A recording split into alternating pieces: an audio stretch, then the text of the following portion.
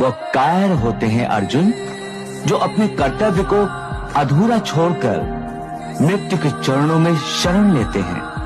परंतु मैं कर्तव्य से भागा नहीं कन्हैया, मैं कर्तव्य निभाने में असमर्थ हो गया हूँ। असमर्थ? आदमी असमर्थ तो तभी होता है जब वो प्रयास करना छोड़ देता है। ये वीरों का काम नहीं।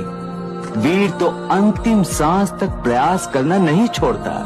परंतु जब सामने एक लोहे की दीवार हो जिससे सिर टकरा टकरा कर आदमी थक जाए तो वो क्या करे?